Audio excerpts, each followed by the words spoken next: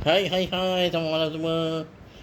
Kita hari ni di Taman Gembira. Ada buat pelancaran. Ah, pelancaran ni rakan niaga penyerahan kenderaan. Ah, untuk siapa ni untuk ah, officer uh, Junior RC, Junior RC. Siapalah kan yang akan menerima kereta ini, anak jaga Cik Delisha kita, um,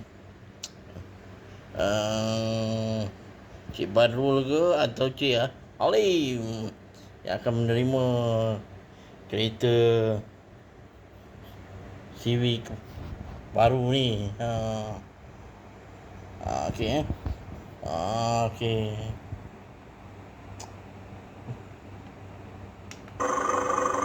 Saya dengar bunyi ya.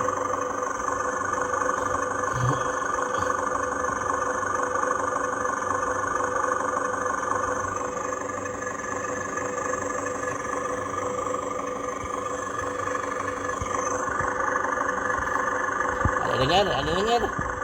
Ada bunyi. Ada lampu-lampu neon. Lampu-lampu neon. Itu kita dengar. Ada muzik.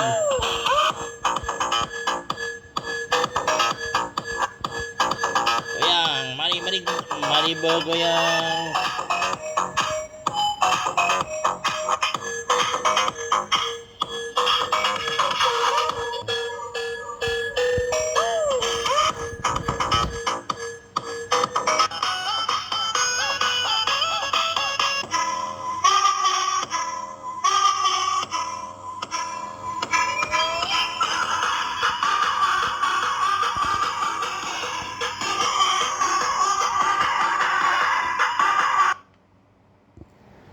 Mengganggu keteraman orang ramai. Tidak dibenarkan. Nanti jatuh integriti. Baik. Okey, dia dalam ni kita belum buat lagi. Dalam tu kita kena buat tu seat pakai tu kan. Baru dia nampak mantap. Dia bucing di luar. Tadi kita dah buat uji pandu. Kemik belakang. Kemik sikit langgar ada kabinet. Aduh. Jangan bermain di dalam rumah.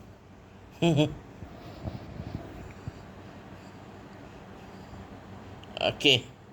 Sekian sajalah perasmian kita pada malam ini. Okey, jumpa lagi esok.